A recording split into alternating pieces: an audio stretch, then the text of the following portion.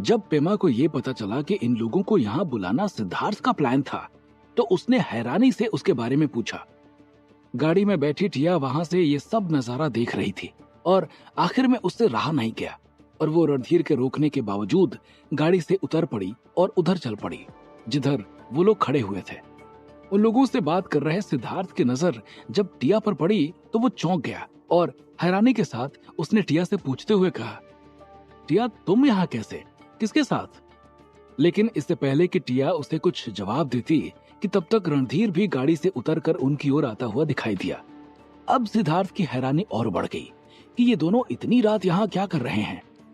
रणधीर सिद्धार्थ के पास आ चुका था और सिद्धार्थ की शर्टलेस बॉडी देखकर उसके होश उड़ गए और वो मन ही मन सोचते हुए बोला, अच्छा हुआ इससे पंगा नहीं लिया, वरना लेने के देने पड़ जाते। और उसका सोचना काफी हद तक सही भी था, क्योंकि सिद्धार्थ के पास जो अभी असीम ताकत थी, उसके सामने रणधीर क्या, एक कुंफू मास्टर का भी सारा दांव पेच फीका पड़ जाता।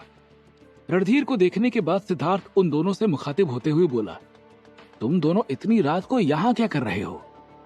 इससे पहले टिया कुछ जवाब देती, रणधीर बोल पड़ा, हम तुम्हें ढूंढने निकले थे।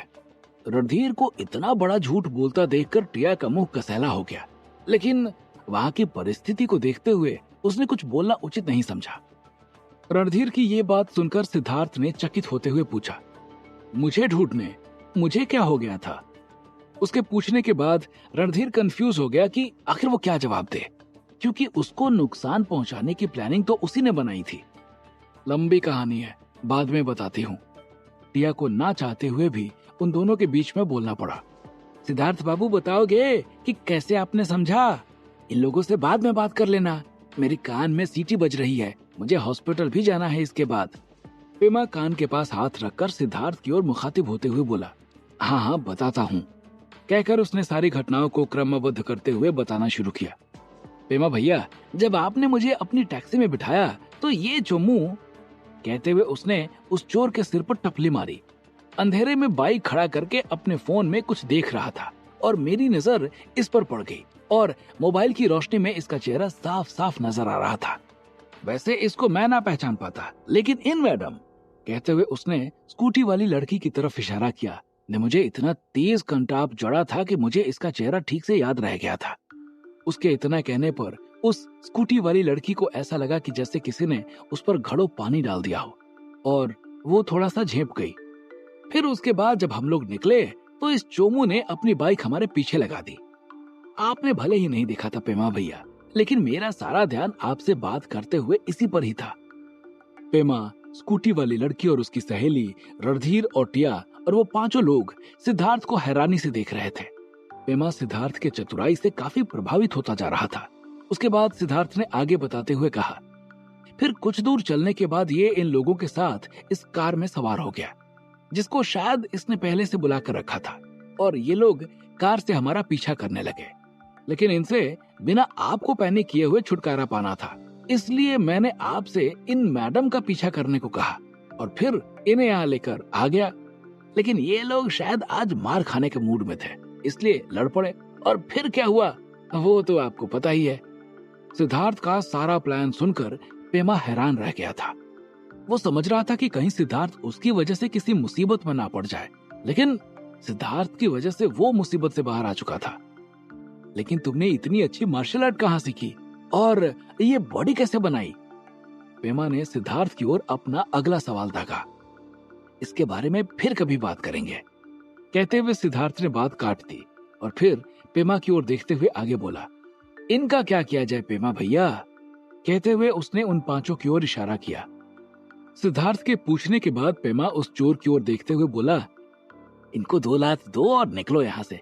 और हाँ, दोबारा चोरी करते वक्त पकड़े जाने पर अगर कोई पकड़े तो उसे अपने ईगो का विषय मत बना लेना, वरना अगर कोई इसके जैसा सवा शेर मिल गया तो लेने के देने पड़ जाएंगे। कहते हुए पेमा ने उनसे तुरंत निकलने का इशारा कर दिया। उसका इशारा पाते ही वो तुरंत उठा और एक एक करके सभी को अपनी गाड़ी में बिठाने लगा और फिर वहां से निकल गया। और उनके जाने के बाद सिद्धार्थ ने स्कूटी वाली लड़की की ओर देखते हुए कहा, थप्पड़ वाली मैडम जी, सुबह उसे 2 घूंसे मारने पर आपने मेरा गाल लाल कर दिया था और इस टाइम खुद बेसबॉल बैट बरसा दिया। ऐसा कैसे चलेगा? उसके मुंह से थप्पड़ वाली मैडम सुनकर वो लड़की बिफर गई और बोली, सुनो मिस्टर, मुझे लगा था कि कोई आम चोर जैसा है, इसलिए उसे इतनी बड़ी सजा देना मुझे अच्छा नहीं लगा। और हाँ, उस टाइम अगर मैंने तुम्हें थप्पड़ मारा था तो इस टाइम मैंने तुम्हारे इस दोस्त की जान भी बचाई है। और हाँ, दोबारा मुझे थप्पड़ वाली मैडम मत बोलना। मेरा नाम रखा है मेरे माँ बाप ने, सुकृति सहाय नाम है मेरा। पहले ही उसके ऊपर अपना दिल लुटा बैठा सिद्धार्थ अब उसके अंदाज से भी घायल हो चुका था और वो मुंह बाए उसकी ओर देखे जा रहा था। पेमा ने उसका ध्यान तोड़ने के इरादे से सिद्धार्थ की ओर मुखातिब होते हुए बोला, बात तो सही है सिद्धार्थ बाबू सुकृति मैडम की, लेकिन मैडम आप यहाँ आई कैसे? पेमा ने सुकृति की ओर देखते हुए सवाल किया। बस समझ लो कि आपकी किस्मत अच्छी थी कि मैं अपने दोस्त को उसके घर छोड़ने जा रही थी और आप लोगों को लड़ता देख मैं रुक गई और मैं पुलिस को बुलाने वाली थी कि उनमें से एक ने इनकी कनपटी पर गन चिपका दी और फिर जो हुआ वो सब आप जानते ही हैं। सुकृति ने पेमा और बाकी सब लोगों को देखते हुए जवाब दिया, खूबसूरत भी है, अंदाज भी कातिल है, दिलेर भी है, मानवता भी भरी हुई है। हो न हो ऊपर वाले ने इसे मेरे लिए बनाया है, तभी इससे मिलवाया है। सिद्धार्थ उसके ख्यालों में खोया हुआ अपने आप से बातें कर रहा था। सब लोग आपको देख रहे हैं सिद्धार्थ बाबू, ऐसे मत देखो, उसे तो छोड़ो, मुझे भी शर्म आ रही है। पेमा सिद्धार्थ के कान में फुसफुसाते हुए कहा। पेमा के इतना कहने के बाद सिद्धार्थ अपनी अवचेतना में आ गया और सुकृति की ओर देखते हुए बोला, आपकी दोस्त को हम छोड़ देते हैं मैडम, आप घर की ओर निकल जाओ। सिद्धार्थ ने सुकृति को ऑफर देते हुए कहा। टिया और रणधीर उन दोनों को बातें करते हुए ऐसे देख रहे थे कि मानो कह रहे हो, भाई हम भी यही हैं, हमें भी निकलना है। नहीं, कोई जरूरत नहीं है, मैं छोड़ दूंगी। कहते हुए उसने उन लोगों को बाय कहा और जाने लगी। सिद्धार्थ उसकी सहेली से बात करके उसके बारे में और जानना चाह रहा था, लेकिन उसका प्लान 1 मिनट के अंदर ही चौपट हो गया और वो उसे जाते हुए देखता रह गया। उसने रणधीर और टिया की ओर देखते हुए कुछ बोलने ही वाला था कि टैक्सी में रखा उसका फोन बजा। सिद्धार्थ ने हाथ बढ़ाकर फोन उठाया तो फोन उसकी माँ निर्मला का था। उसने तुरंत फोन उठाया और बोला, हाँ माँ, कब तक आओगे? निर्मला ने उसके आने के बारे में पूछते हुए कहा, अभी थोड़ी देर में निकलूंगा, रात तक आ जाऊंगा, आप लोग मेरा इंतजार मत करना। उसने अपनी माँ को जवाब देते हुए कहा, ठीक है, ध्यान रखना अपना और जल्दी निकलने की कोशिश करना, और गुल्लू साथी है ना? जैसे निर्मला ने गुल्लू का नाम लिया, सिद्धार्थ को ऐसे लगा कि उसे किसी ने खींचकर कंटाप चढ़ दिया हो और उसने चौंकते हुए पिछली सीट पर देखा और पाया कि गुल्लू आराम से टांग फैलाए हुए सीट पर पड़ा हुआ था। उसे देखने के बाद उसकी जान में जान आई और बोला कि हाँ, साथ में ही है, सो रहा है। ठीक है, समय से निकल जाना। कहते हुए निर्मला ने फोन काट दिया। उसके फोन काटने के बाद सिद्धार्थ टिया और रणधीर की ओर मुड़ा और रणधीर की ओर देखते हुए बोला, सॉरी भाई, मेरी वजह से तुम्हारे जन्मदिन की पार्टी खराब हुई। पहले वहां इतना बड़ा नाटक और फिर यहाँ। सिद्धार्थ उसका हाथ पकड़कर माफी मांगते हुए बोला। फिर उसका ध्यान टिया के ऊपर गया, जो उन दोनों को गौर से देख रही थी। उसे लगा कि टिया उसे शॉर्टलिस्ट होने की वजह से घूर रही है, तो उसने गाड़ी में पड़े बैग को उठाया और एक शॉट निकालने लगा। उसे ऐसा करते देख टिया भी झेप गई, लेकिन उसके घूरने की वजह ये नहीं, कुछ और थी। वो सोच रही थी कि सिद्धार्थ रणधीर से माफी मांग रहा है और इसने इसको धमकाने के लिए आदमी लगाया था। कितना अलग है सिद्धार्थ रणधीर से। शर्ट पहनने के बाद सिद्धार्थ ने टिया की ओर देखा और बोला, अब तुम लोग निकलो, मैं भी घर के लिए निकलने जा रहा हूँ।